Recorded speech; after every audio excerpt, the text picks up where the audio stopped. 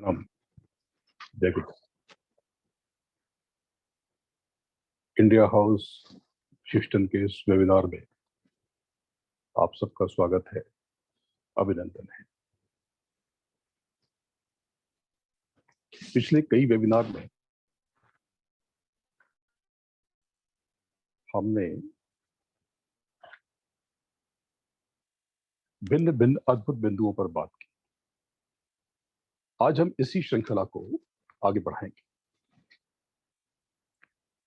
हमारा जीवन बहुत अद्भुत है, विलक्षण है, और बहुत बार तो हमें इसका बोध ही नहीं होता, पता ही नहीं चलता, सुराग ही नहीं मिलता।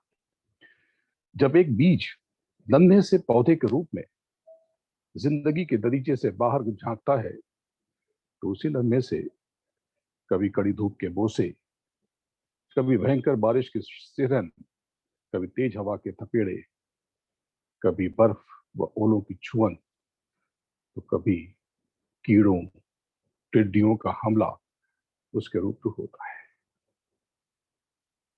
और कभी तो कई दिनों तक उससे बिना पानी के जूझना पड़ता है। यही विपरीत परिस्थितियां, बहुत गौर से समझिएगा, यही विपरीत परिस्थितियां ही उस बीज को चुपचाप खामोशी से शक्ति प्रदान करती है और नन्हे से बीज को सशक्त दरख्त के रूप में स्थापित कर देती है। बीज से सजर, सजर यानी पेड़, बीज से सजर तक के इस सफर में वो बीज कई बार बिखरा, कई बार टूटा, जार जार रोया, बार बार तड़पा, और यही तड़प उस बीज में छिपे विशाल दरख्त के वजूद की वजह बनी।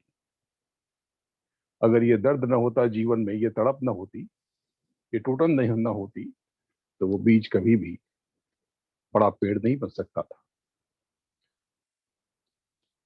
और यही कारण है कि वो छोटा सा बीज न जाने कितने परिंदों का घर बना, न जाने कितने परिंदों ने, चिड़ियों ने, पक्षियों ने उसके ऊपर अपना आशियाना बनाया। लेकिन अगर उस बीज को एक अच्छा परिवेश मिलता, आराम मिलता, सोने की डिब्बी मिलती, चांदी का आसन मिलता, मखमल की नरमी मिलती, आरामदायक बिस्तर मिलता, तो बीज कभी भी वृक्ष नहीं बन सकता था, कभी नहीं। सकारात्मक परिस्थितियां कभी संबल नहीं बनती, उल्टे हालात ही फलक पर बिठाते हैं और आसमां तक पहुंचाते हैं। यही विपरीत परिस्थितियां ही आप में छिपी अगाध शक्ति को बाहर निकालती है। सकारात्मक स्थितियां, आराम की परिस्थितियां आपको पंगु बनाती हैं, हैंडीकैप्ड कर देती हैं और शक्तिहीन के एहसास से भर देती हैं। अगर आपको लगता है कि आप बहुत कमजोर हैं, तो इसका सीधा सा अर्थ है कि आपके जीवन में अभी भी आराम की स्थिति है। अगर आपको जीवन से शिकायत है, इसका मतलब कि आप बड़े आराम में हैं। जिम्नेजियम आपको आराम नहीं, कष्ट देता है, और उसी जिम्नेजियम के दर्द के कारण आपके भीतर का अनोखा आप निकलता है। आपके भीतर से आप निकलते हैं, और ऐसे निकलते हैं कि अद्भुत, सजे संवरे, निखरे, उभरे, विलक्षण।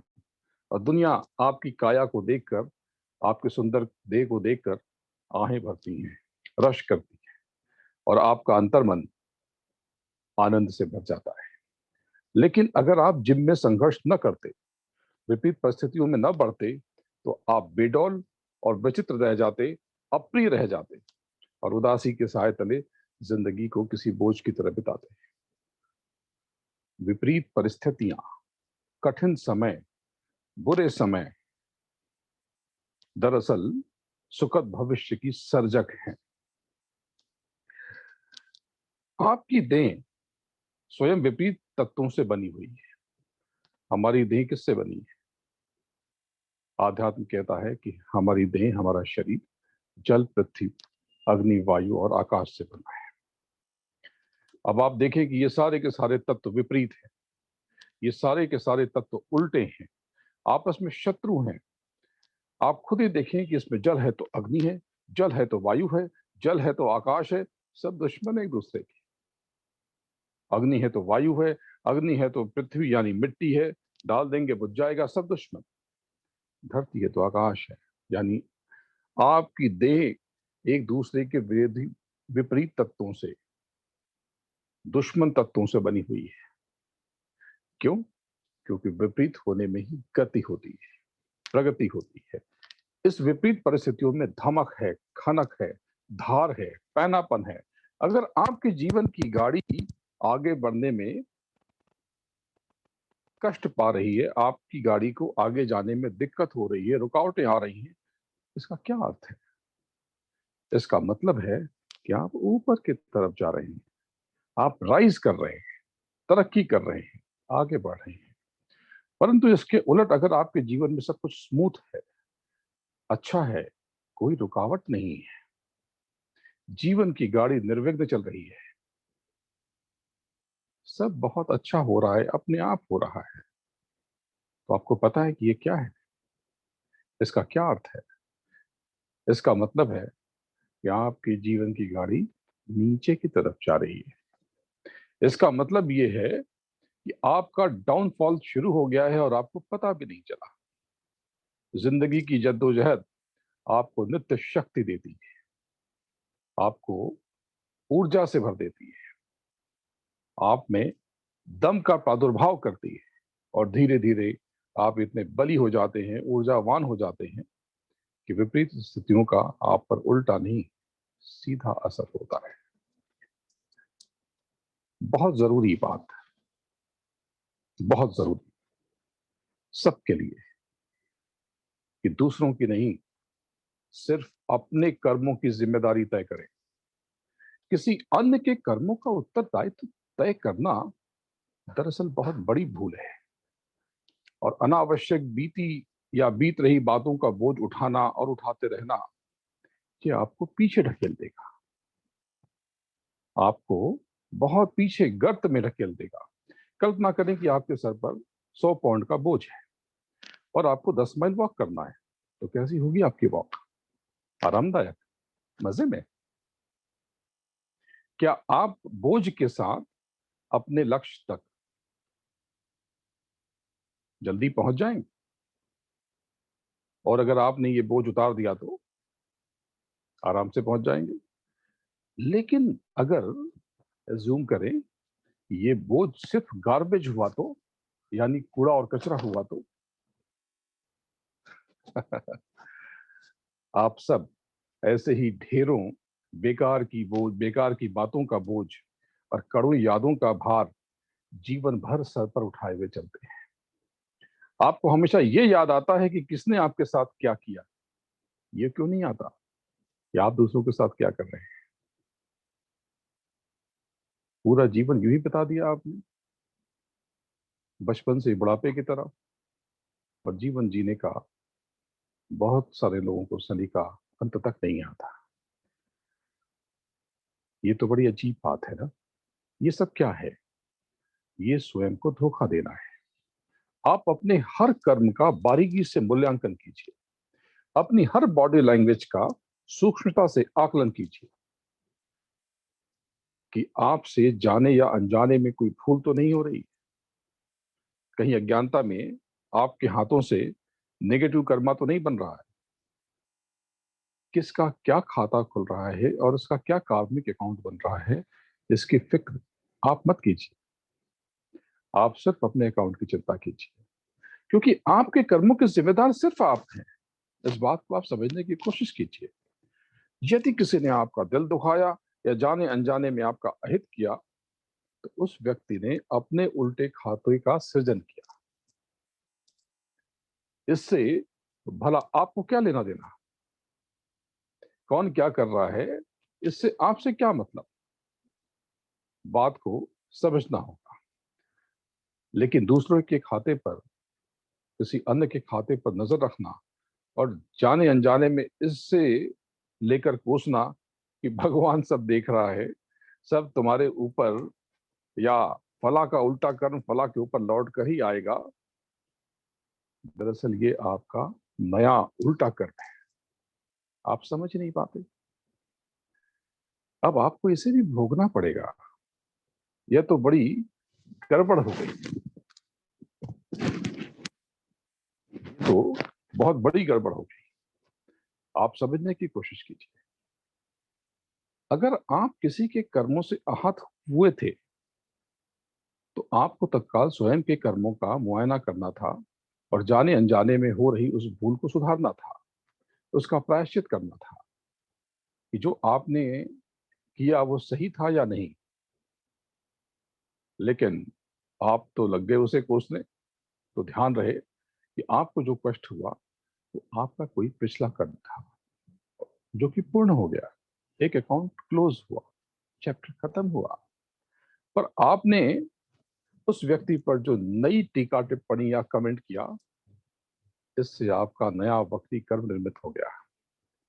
अब तो आप फंस गए, आपके साथ तो धोखा हो गया। और ये धोखा आपको किसी और ने नहीं, आपने स्वयं को दिया है। बड़ी सुंदर कथा है। एक बुजुर्ग बस में यात्रा कर रहा था। किसी स्टॉप पर एक जवान व्यक्ति सवार हुआ। वो बहुत ही मगरूर, मूडी और तुनक मिजाजी था। बस में चढ़ते ही उसके कई लोगों से कहा सुनी हो गई। लड़ाई झगड़ा हो गया। वो तुनकते हुए, पिनकते हुए उस बुजुर्ग के, उस बूढ़े व्यक्ति के बगल के सीट पर बड़ी बदतमीजी से बैठ गया। उसका जो लगेज था, बैग था उसके पास, उससे उस बूढ़े व्यक्ति को चोट भी लगी, दिक्कत हुई। मगर वो बुजुर्ग शांत रहा। बिना बात के वो कई बार उलझा उस बुजुर्ग से, मगर वो बुजुर्ग शांत रहा। उसने कई बार गलत बातें की, मगर वो बुजुर्ग शांत रहा। उस बुजुर्ग की शांति ने उस व्यक्ति को परेशान कर दिया, बेचैन कर दिया। ऐसा पहली बार उसके साथ हुआ था कि किसी ने उसकी बेजा हरकतों पर कोई कमेंट नहीं किया, कोई प्रतिक्रिया नहीं दी, कोई रिएक्शन नहीं आया। बड़ी अजीब बात है। आखिरकार वो उस बूढ़े व्यक्ति से पूछ ही बैठा कि सर, मैं आपसे इतनी बार उलझा, आपसे मैंने झगड़ा किया, आपके ऊपर चिल्लाया, पर आपने कोई शिकायत नहीं की, कोई प्रतिक्रिया नहीं दी, क्यों? बुजुर्ग ने मुस्कुराते हुए जवाब दिया कि जनाब, इतनी जरा सी बात पर शिकायत या चर्चा करने की मुझे कोई जरूरत ही महसूस नहीं हुई, क्योंकि आपके संग मेरा सफर बहुत ही छोटा है। जब आप मेरी फिक्र नहीं कर रहे तो मैं आपको इतनी अहमियत क्यों दूं, इतनी इंपॉर्टेंस क्यों दूं? मैं आपके बारे में और आपकी बातों पर इतनी चिंता क्यों करूं? क्योंकि मुझे या आपको अगले कुछ ही स्टॉप के बाद उतरना ही है। फिर मैं आपकी अनर्गल या अवांछित हरकतों पर अपनी अनमोल प्रतिक्रिया, यानी अपना वैल्यूबल रिएक्शन, कमेंट क्यों वेस्ट करूं, क्यों जाया करूं? मुझे लगता है कि इतनी तुच्छ बात पर तो चर्चा करने की भी कोई जरूरत नहीं है, क्योंकि हमारा आपका साथ बहुत लंबा नहीं है, ये सफर बेहद छोटा है। ये कथा किसी बुजुर्ग की हो ना हो, आपकी, आप सबकी जरूर है। हम सबको जिंदगी में ये समझना चाहिए कि इस जगत में हमारे जीवन की सांसें बहुत लिमिटेड हैं, सीमित हैं, काम बहुत है, हमारे पास उलझने का समय नहीं है। और जिंदगी के बचे हुए हसीन लम्हों को बिना वजह के असंतोष, बेचैनी, नाराजगी, कुंठा, गिले शिकवे, झगड़े झंझट, तर्क वितर्क, उग्र आचरण, कड़वी वाणी, इन सब में बर्बाद करना कीमती ऊर्जा की बर्बादी के सिवा कुछ भी नहीं। इसको इतनी तवज्जो, इतनी इंपॉर्टेंस देने की जरूरत ही नहीं है। क्या किसी ने आपको नीचा दिखाया, आपके इंसल्ट की, आपको धमकी दी? आप न उदास हो न परेशान, आप बस चुप रहे, कुछ न कहें, इन सारी बातों को इग्नोर करें, बस यही सोचें यह सफर बेहद छोटा है। क्या किसी ने आपको पीड़ा दी? क्या आपको नेकी का उल्टा ही सिला मिला? क्या आपको अच्छे का फल बुरा मिला? क्या किसी ने आपकी जरा सी बात का तिल का ताड़ बनाया? क्या किसी ने आपका मन दुखाया? बस यही सोचें, यह सफर बेहद छोटा है। किसी ने क्या आपका हक मार लिया? क्या आपके किए कराए का क्रेडिट खुद ले गया? विचलित न हो, परेशान न हो, क्योंकि आपका कर्म करने की क्षमता तो आपके भीतर है, वो कोई चुरा नहीं सकता। आपका नॉलेज, आपकी खूबी कोई आपसे छीन नहीं सकता। दृढ़ता पूर्वक साक्षी बन करके जिंदगी के सफर को किसी सिनेमा की तरह देखते रहें। शांत रहें, यकीन रखें, कुछ देर बाद ही ये सारा मजमा खत्म होने वाला है। खेल के बाद शतरंज की बिसात पर कौन सा राजा रानी शेख हारा था और कौन मात दे रहा था, कौन जीत रहा था, कौन हार रहा था, कहीं लिखा नहीं जाता। सारे राजा रानी हाथी घोड़े सब डब्बे में बंद हो जाते। किसका साथ कितना है कोई नहीं जानता, और मौत के बाद जीवन की शक्ल कोई नहीं पहचानता। आज का ये सफर बेहद छोटा है, जिंदगी का ये सफर बेहद छोटा है। एक बड़ी अच्छी कहानी आती है, कहानी याद आ गई जो मेरे बड़े प्रिय अनूप जलोटा जी ने मुझे सुनाई थी। वो कथा ऐसी है कि राधा जी ने श्री कृष्ण से पूछा कि प्रभु मैं आप में कहाँ कहाँ हूं। तो श्री कृष्ण ने कहा कि कैसी बात करती हो राधा, क्यों पूछ रही है? बोले नहीं, आप बताइए कि मैं आप में कहाँ कहाँ हूं। तो श्री कृष्ण जी ने कहा कि राधा, तुम मेरे नेत्रों में हो, तुम मेरे हृदय में हो, तुम मेरी सांसों में हो, मेरी धड़कन में हो, मेरे अंग वस्त्र में हो, मेरे मयूर पंख में हो, मेरी माखन में हो, गौओं में हो, मधुबन में हो, चहु और हो। तो राधा ने चंचलता से श्री कृष्ण की तरफ देखते हुए पूछा कि प्रभु मैं आप में कहा नहीं हूं। श्री कृष्ण अचानक गंभीर हो गए और उन्होंने कहा राधे, तुम मेरे भाग्य में नहीं हो। राधा चौंकी और उन्होंने कहा कि प्रभु क्या आप मेरा भाग्य नहीं बदल सकते? श्री कृष्ण ने कहा नहीं, नहीं राधे, मैं किसी का भाग्य नहीं बदल सकता। अपना भाग्य व्यक्ति स्वयं बदल सकता है अपने कर्मों से, या फिर गुरु बदल सकता है जो दिशा दिखाता है। जब भगवान राधा का भाग्य नहीं बदल सके, इसका मतलब आपको अपना भाग्य स्वयं बनाना है। अगर मैंने आपसे ठीक से बात की, मैंने आपसे प्रेम से वार्तालाप किया, मैंने अपना भाग्य खुद बनाया। लेकिन मैंने आपकी बातों का मजाक बनाया, आपका तिरस्कार किया, आपका असम्मान किया, मैंने अपना भाग्य खराब कर लिया। बहुत जरूरी बात, जीवन में सहज रहें, सरल रहें, किसी प्रकार की कुंठा और पूर्वाग्रह से बचें, स्वयं की क्षमता और योग्यता को निखारने की कोशिश करते रहें, और बार बार ये चेक करते रहें कि आपके अंतर्मन में कहीं कोई गांठ तो नहीं बन गई। अगर गांठ बन गई तो उसे खोल दे। किसी को माफ करने का यह अर्थ नहीं है कि आप कमजोर हैं। इसका अर्थ यह है कि आप बहुत शक्तिशाली है, बहुत वीर हैं, बहुत ताकतवर हैं।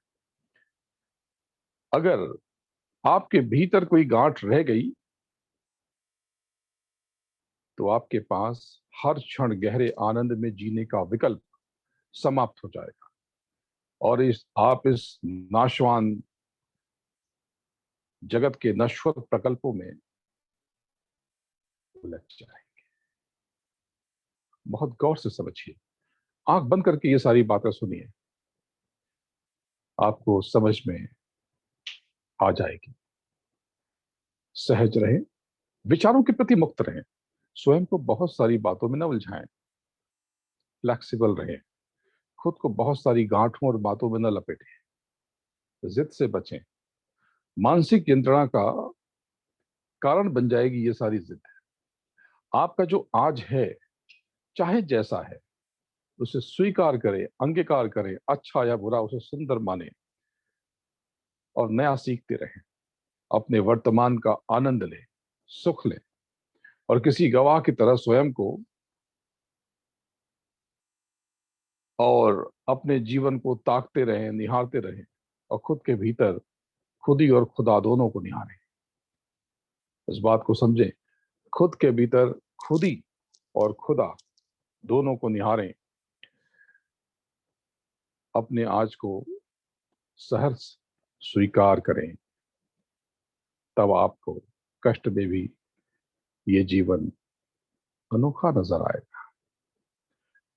अगर आप अपने जिद के कांटे जीवन से निकाल देंगे तो आपके जीवन में सुगंध का और आनंद का सैलाब फूट पड़ेगा।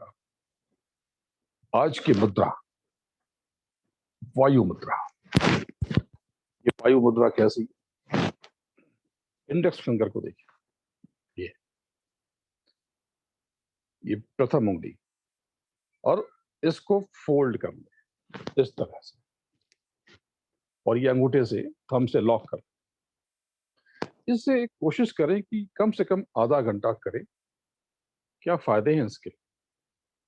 देह के किसी भी दर्द में इससे बहुत लाभ होता है, विशेष रूप से सर्वाइकल, घुटनों का दर्द, गठिया और एड़ियों के दर्द, इसमें बहुत फायदा होता है।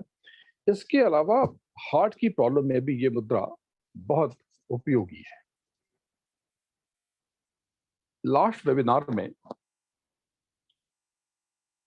उसके अंत में, यानी जून के वेबिनार में, मैंने आपको दिन के अलग अलग समय में जन्मे लोगों के बारे में बताया था कि किस समय पैदा हुए लोगों का आचरण, व्यवहार, चरित्र, स्वभाव और भविष्य कैसा होगा। हैरानी की बात है कि आप सबके मेरे पास बहुत संदेश आए और आप सबने कहा इसे जरा विस्तार से बताइए और फिर से बताइए, और आपने कहा इसे आखिर नहीं, बीच में या शुरुआत में लीजिए, क्योंकि बहुत से लोगों का ये मानना था कि अंत में इसको लेने से समय बहुत कम बचता है। तो मैं ये जरूर बताऊंगा, लेकिन अगर शब्द योग की प्रैक्टिस से, ध्यान और भजन से आप अपनी दृष्टि जागृत कर लें तो कमाल भी हो जाएगा और धमाल भी। आप दूर दूर तक देख सकेंगे, अपना भूत भविष्य सब आपको नजर आएगा। अपना क्या, सबका भूत भविष्य आप साफ साफ देख पाएंगे और बहुत कुछ देख पाएंगे, और आपका ये जीवन सार्थक हो जाएगा। शुरू करते हैं फिर से। इसके लिए सिर्फ आपको ये देखना है कि मैं जो बता रहा हूं, इसमें सनराइज का टाइम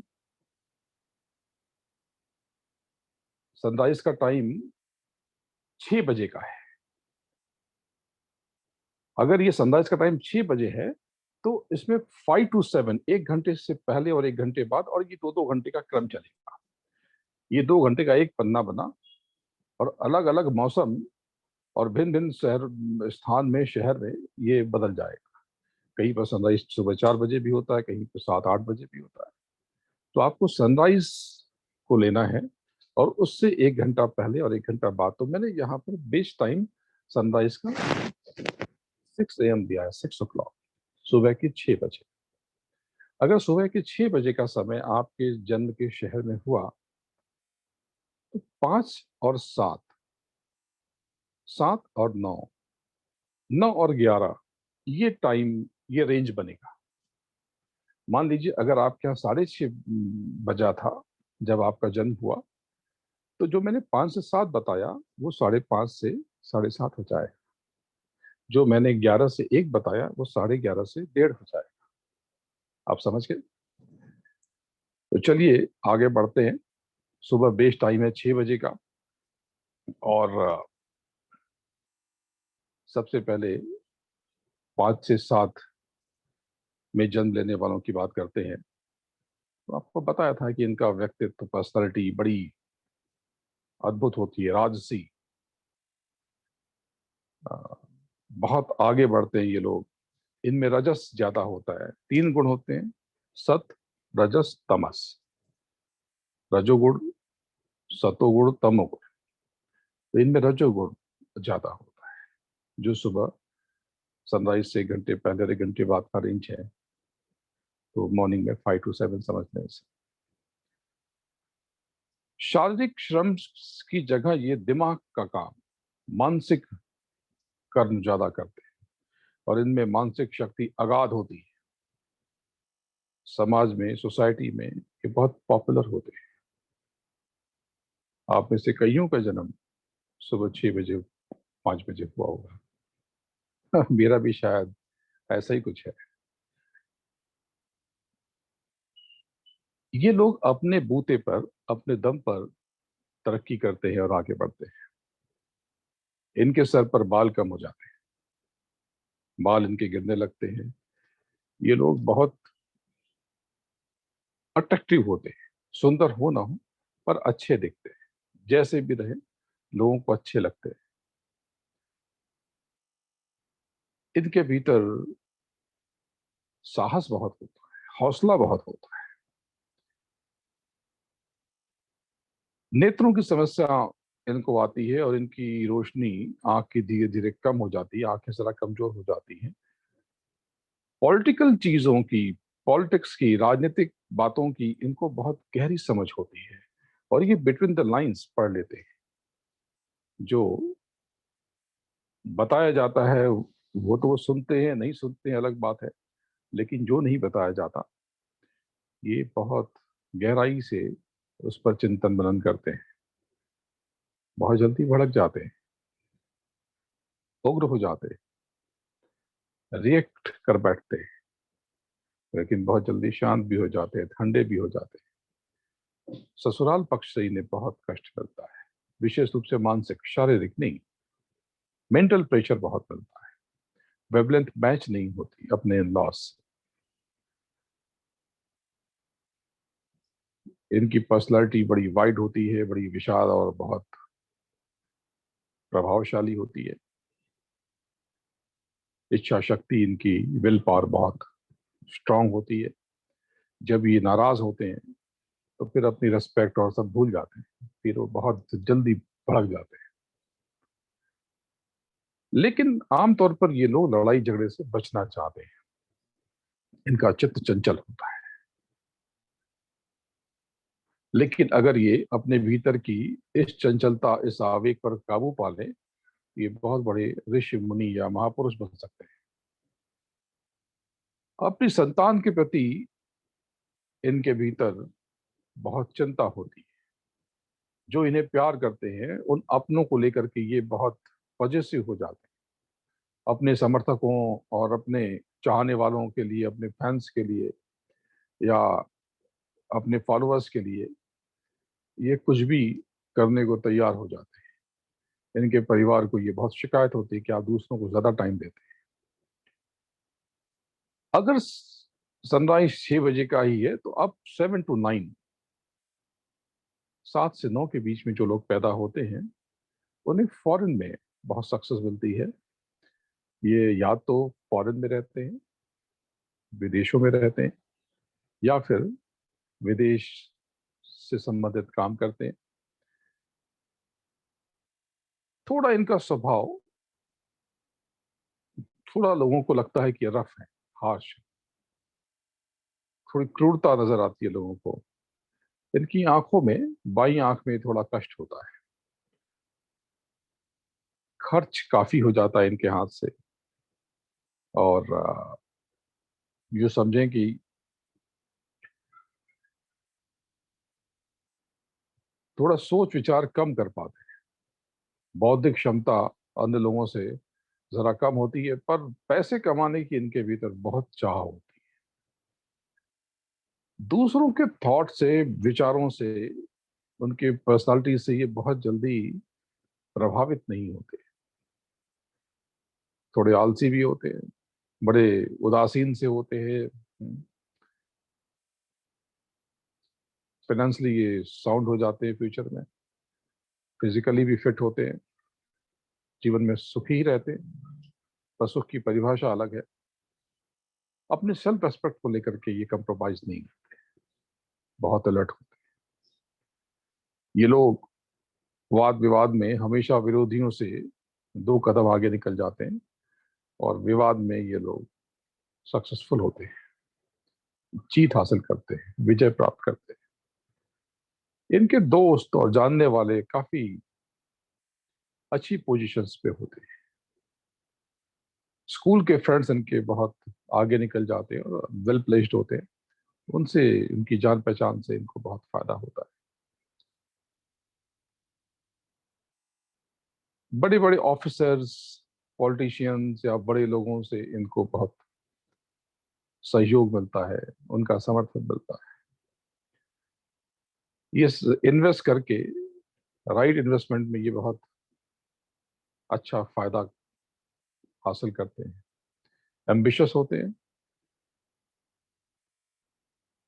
इनका स्पाउस लाइफ पार्टनर अच्छा होता है, और संतान की संख्या जरा कम होती है, स्टमक में थोड़ी प्रॉब्लम होती है।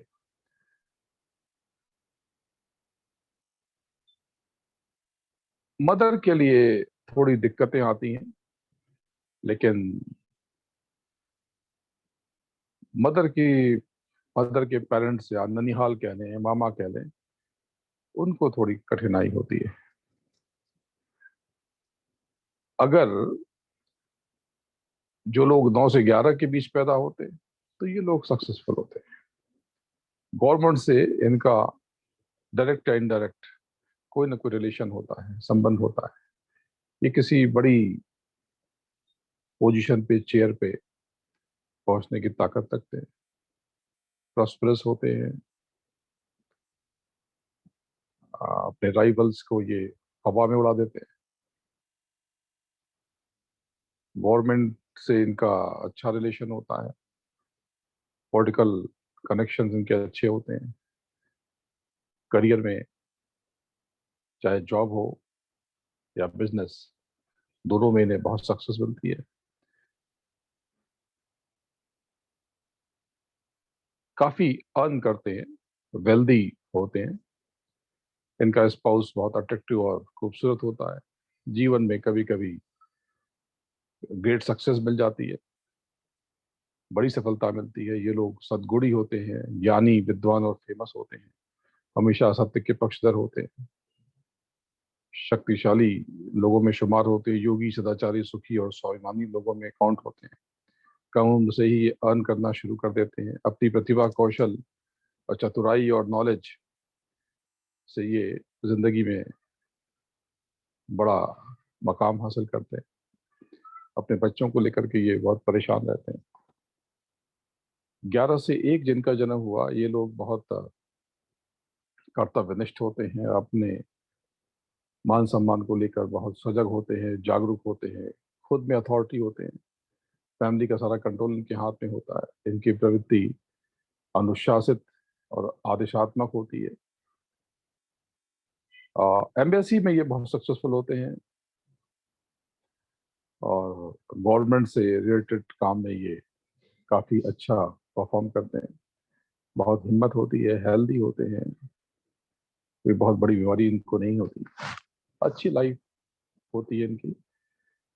बड़ी पोजीशन पे बैठे हुए लोग इनकी तरफ बहुत आसानी से अट्रैक्ट हो जाते हैं, और वो लोगों से बड़ी प्रशंसा पाते हैं।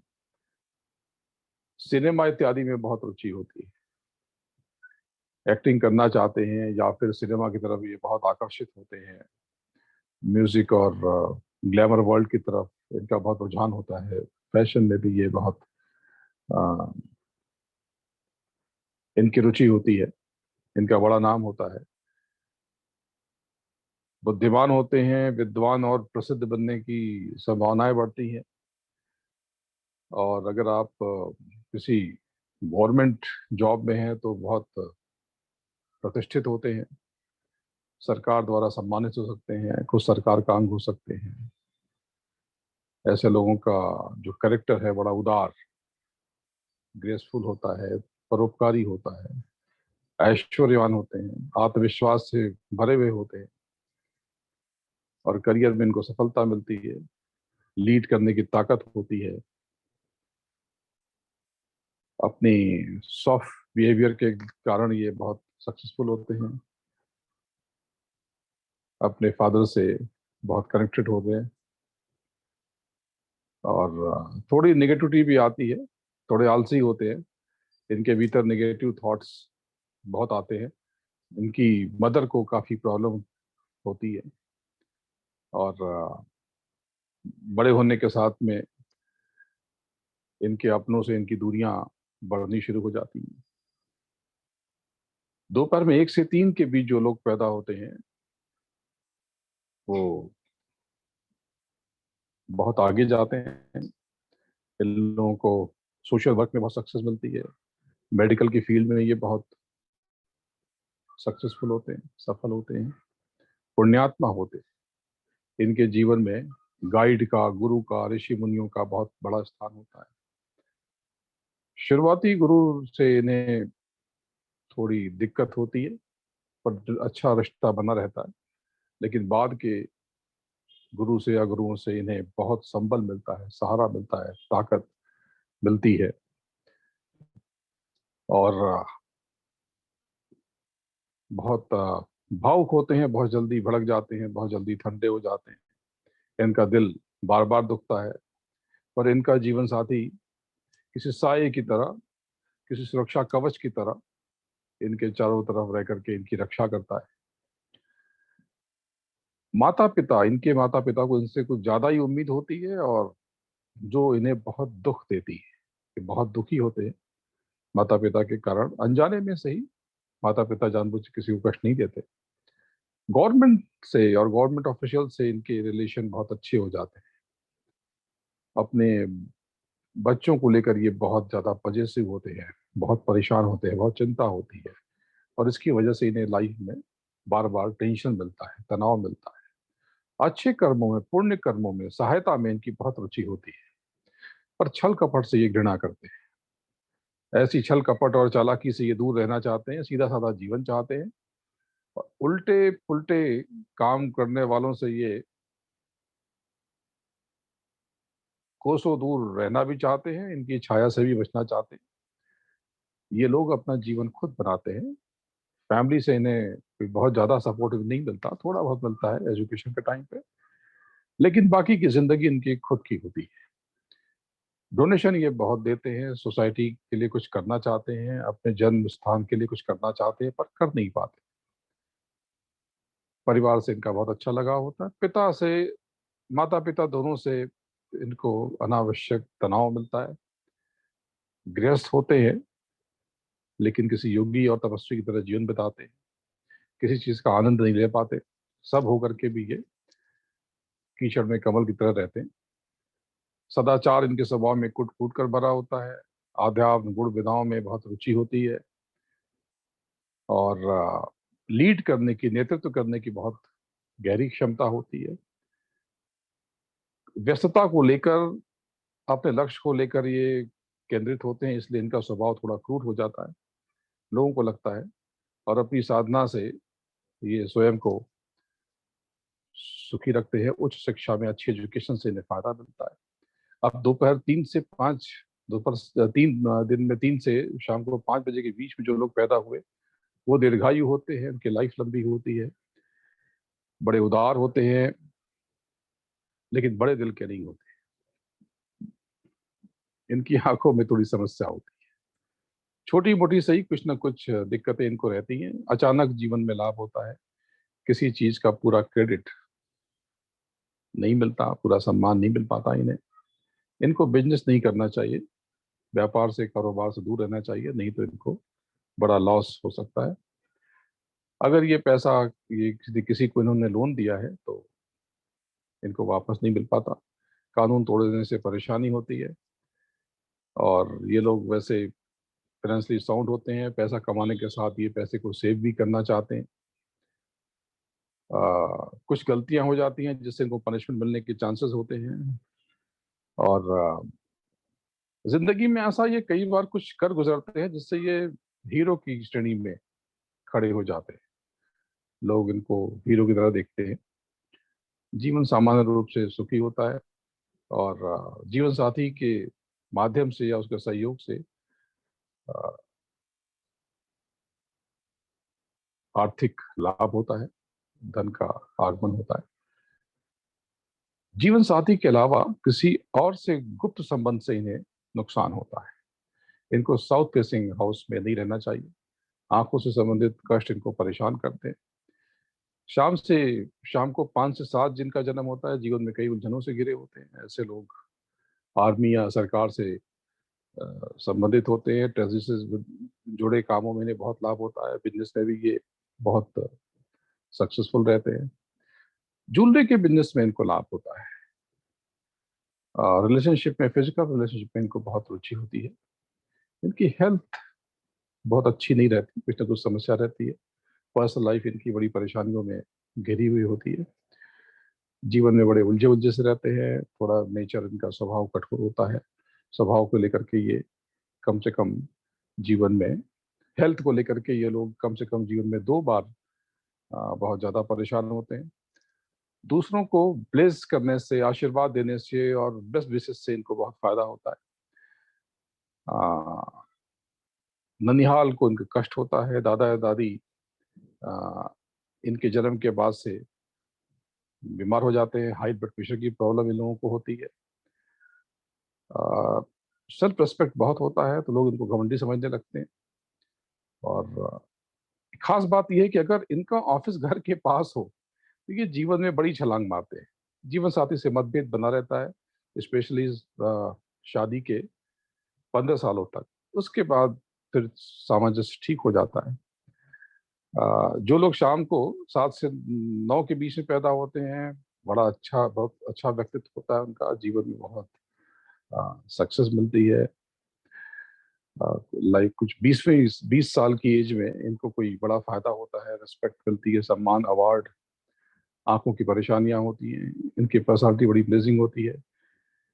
ये बहुत जिंदा दिल होते हैं, प्रसन्नचित्त होते हैं।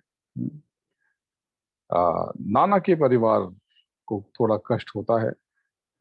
इनका जीवन किसी राजा की तरह होता है।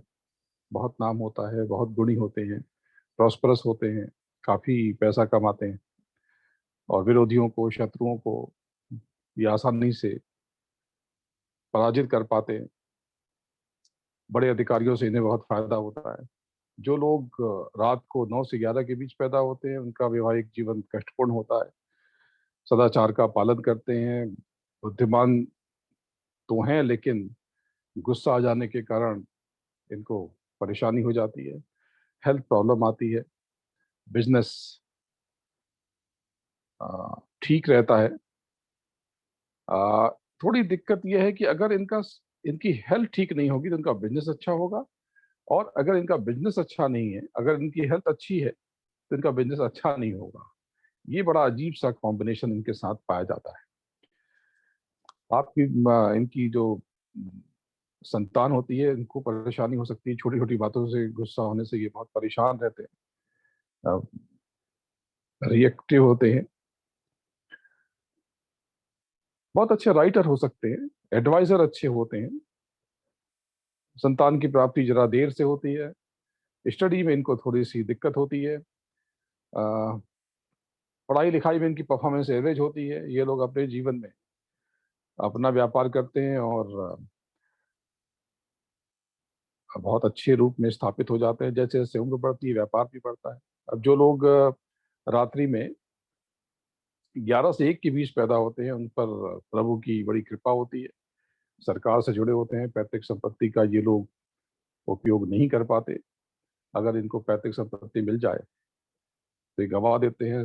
प्रॉस्परस होते हैं, सेविंग करते हैं और आगे बढ़ते हैं। दिखने में अच्छे होते हैं, रूपवान होते हैं, चिंता बहुत करते हैं, माता पिता की सेवा नहीं कर पाते। भाइयों में आपस में थोड़ी दिक्कत हो सकती है। किसी को ये हार्म नहीं पहुंचाते। सोने चांदी के व्यापार से इनको फायदा होता है। और ट्रैवलिंग से फायदा होता है, नया रिसर्च इनके लिए अच्छा होता है, आंखों से संबंधित परेशानियां हो सकती हैं, अदालत से आर्थिक संकट खड़ा हो सकता है। कई बार ये लोग बहुत सेल्फिश हो जाते हैं। अ, शत्रुओं से शत्रुओं पर इनको विजय मिलती है। ये लोग देह से बली होते हैं, इनमें बुद्धि और स्मरण शक्ति काफी पाई जाती है।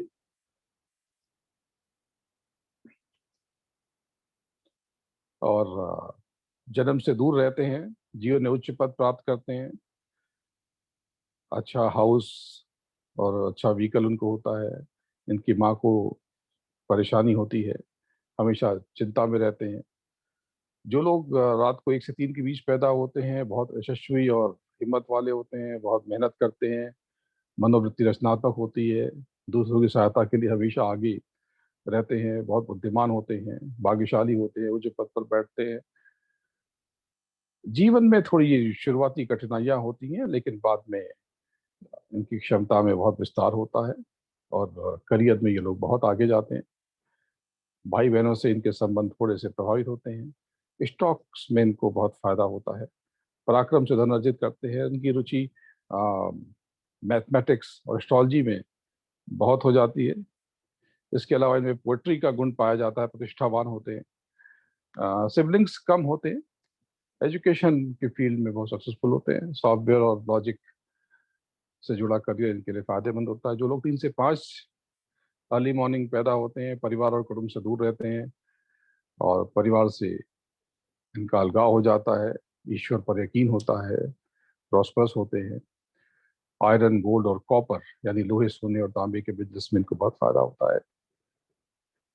फैमिली बिजनेस या फादर जिस फील्ड में जॉब करते हैं उसी फील्ड में अगर ये आगे बढ़े तो सफलता मिलती है। अधिकतर ये उसी तरफ रहते हैं जहाँ इनके फादर रहते हैं, उस डायरेक्शन में जाते हैं। बहुत जल्दी गर्म हो जाते हैं, बहुत ऊंची आवाज में बात करने लगते हैं, काफी संपत्ति अर्जित करते हैं, जीवन में धन कमाते हैं, लेकिन गलतियों के कारण इनका धन नष्ट हो जाता है। ये लोग कभी किसी न किसी काम में बहुत एक्सपर्ट होते हैं। सरकार से या सरकारी काम से इनको बहुत आर्थिक लाभ होता है। इनको चेहरे या मुख से संबंधित कोई रोग हो सकता है। इनके बच्चे खुशहाल होते हैं, लेकिन मिड ऑफ लाइफ में इनकी हेल्थ प्रभावित हो सकती है। मैंने सोचा कि आज इसे जल्दी लूं, लेकिन मुझे थोड़ा जल्दी जल्दी बताना पड़ा, बहुत कुछ बताने के लिए।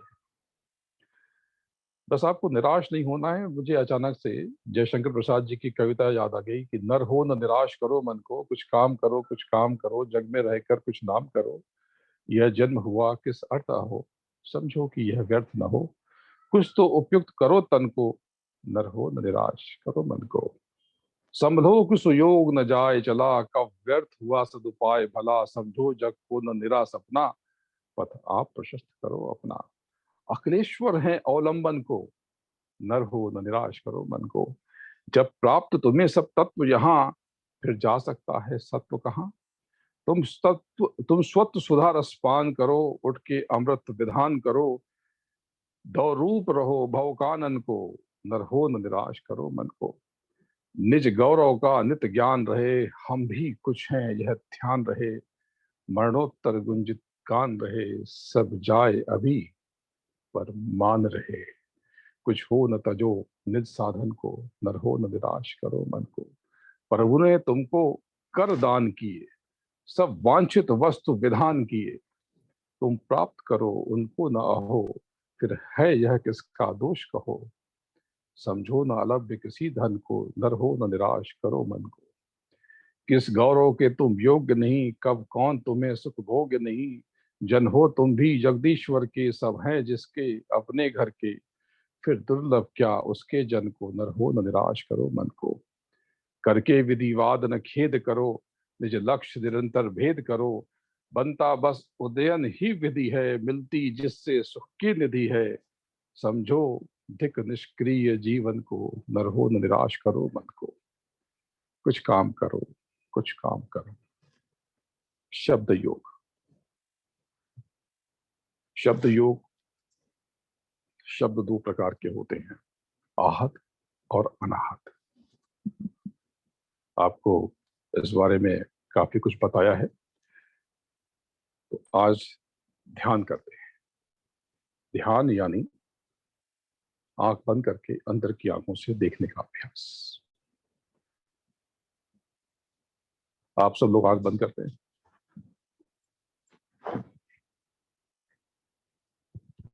आंख बंद करके सीधे देखिए, सीधे।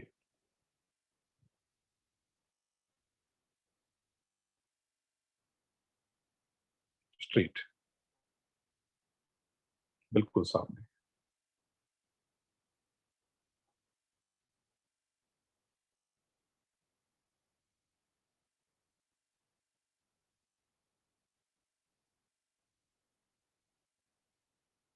लंबी और गहरी सांस ले लें।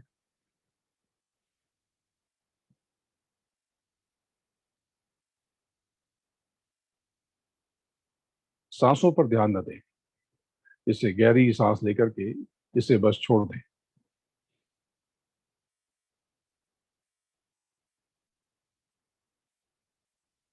बिल्कुल सामने देखें।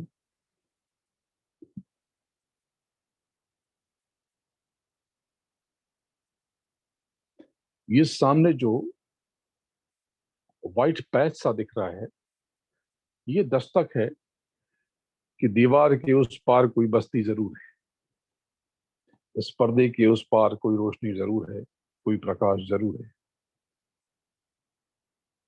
बस एक बिंदु पर आपको खिंचना है, दस्तक देनी है, नॉक करना है।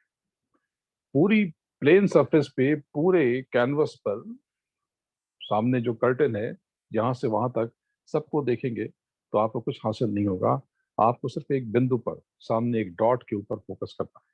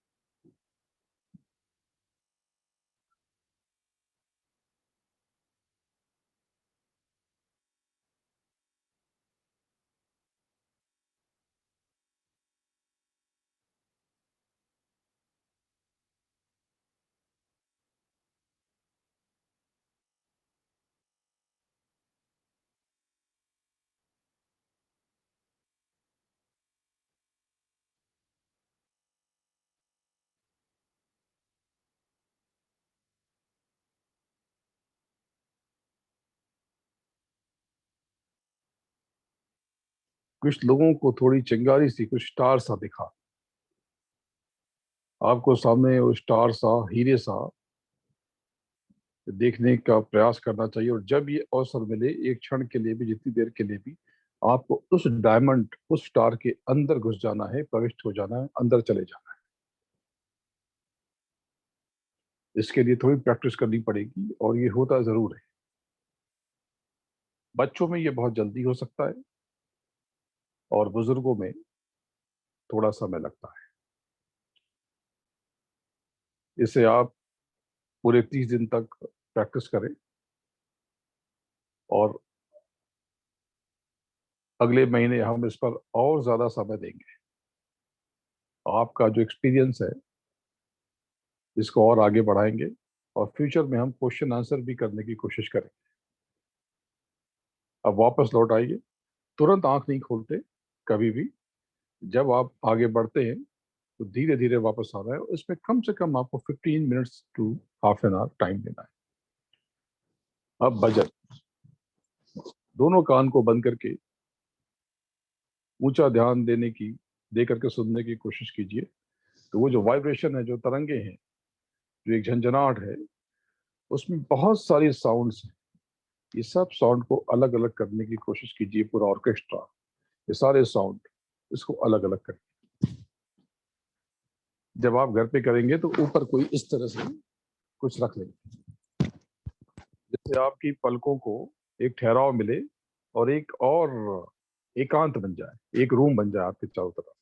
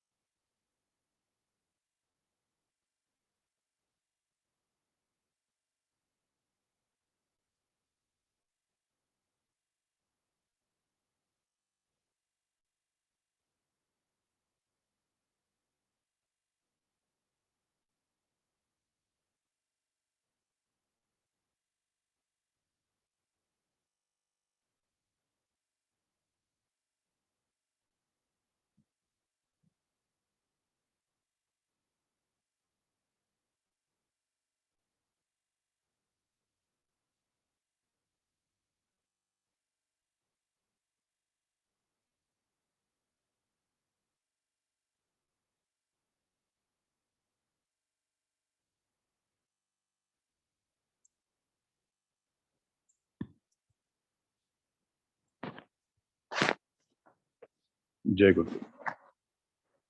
आप सब वापस लौट आइए। देखिए, इसमें काफी समय देना है। इसमें आगे थोड़ा और हम टाइम देंगे। ये पूरे 30 दिन तक, अगले महीने तक, या जितना भी समय है, नेक्स्ट मंथ के फर्स्ट सैटरडे तक, डेली आप कम से कम 15 मिनट्स देने की कोशिश करें। 15 मिनट का समय कम से कम देने की कोशिश करें। मैं आपसे प्रॉमिस करता हूं कि अगर आपने मुझे टाइम दिया तो मैं आपको बहुत विलक्षण अनुभव करवा दूंगा, भले एक मोमेंट के लिए सही। ये जब आप शब्द सुनेंगे, जो साउंड वेव हैं, तो आपको पहले मंदिर की घंटियों की तरह आवाज आएगी और धीरे धीरे ये घंटी घंटे में बदल जाएगी। और जैसे कोई शंख नीचे से उठ करके ऊपर की तरफ जाता है और विस्तार लेता है, ऐसे इस तरह से फिर आपको एक फ्लेम जैसी कोई प्रतिकृति दिखाई पड़ेगी। ये धीरे धीरे बहुत सारे एक्सपीरियंसेस होने लगेंगे, बहुत सारे अनुभव आपको होने लगेंगे। इसमें कोई धोखा नहीं है, क्योंकि ये तो आपको प्रैक्टिस करना है। किसी को कोई डोनेशन तो देना नहीं है, कोई दक्षिणा या फीस तो देनी नहीं। आपको घर में बैठ करके इसमें टाइम देना है। और आप जितना टाइम देंगे, जितना समय देंगे, आपको उतना ज्यादा मजा आएगा। आपके भीतर एक शक्ति का, ताकत का संचार, आपके भीतर आनंद का प्रादुर्भाव होगा। आपके भीतर से सुख बरसने लगेगा। आपके भीतर आनंद उतरने लगेगा। जीवन एक नृत्य बन जाएगा, उत्सव बन जाएगा। क्योंकि ये जो शब्द है वो अनाहत शब्द है, या अनहद कह। अनाहत कुछ और भी है, ये ईश्वर मंडल का नूर और वहां की ध्वनिया है। लेकिन कभी इसके बारे में बात करेंगे। शब्द दो प्रकार के होते हैं, आहद और अनहद। आहद जो टकराव या कंपन से प्रकट होता है, और अनहद, इसका अर्थ है अनश्वत, शाश्वत और सनातन। अनहद शब्द का अनुभव ध्यान की परावस्था में होता है। और जो आहत शब्द है, आहत नाद से ही संगीत प्रस्फुटित होता है। ये आहत नाद कंपन से पैदा होता है, घर्षण से या प्रहार से। प्रहार से जब प्रहार होता है तब ध्वनि अपनी तरंगों से वायु में हलचल पैदा करती है। लेकिन अनहद संगीत कुछ और है, कुछ जुदा है, कुछ अद्भुत है, विलक्षण है। अगले सेशन में हम इस पर बात करेंगे और इस पर और गहराई में उतरेंगे। इस पूरे संगीत को, आहद और अनहद, दोनों ध्वनियों को, दोनों संगीत की विस्तार को समझेंगे और इनका विवेचन करेंगे, इनकी व्याख्या करेंगे। आपने जो अब तक नहीं सुना, अगली बार आप वो सुनेंगे, वो जानेंगे। आप सबके साथ रूबरू होकर बहुत आनंद आया, बहुत सुख मिला। मैं पूरे ह्यूस्टन को, इंडिया हाउस को, मैं पूरे अमेरिका के सभी अपनों को बहुत याद करता हूँ। आप सब जीवन में बहुत तरक्की करें, आगे बढ़े। आप सबको बहुत सारा आशीर्वाद। अभी फ्लाइट बंद है, जब ये सिलसिला शुरू होगा मैं आप सबसे मुखातिब होऊंगा, आप सबके पास रहूंगा। इंडिया हाउस पूरे ह्यूस्टन में बड़ा अद्भुत काम कर रहा है, और पूरे ह्यूस्टन में, पूरे अमेरिका में इस ऑर्गेनाइजेशन के चर्चे हैं। आप सबसे अनुरोध है कि इस इंडिया हाउस को पूरी तरह सहयोग करें। ये आपका अपना घर है, आपका अपना आशियाना है, ठिकाना है, जो आप अकेले नहीं कर सकते, इंडिया हाउस के साथ कर सकते हैं। आप सबको और आप में बैठे परमात्मा को प्रणाम करता हूं। जय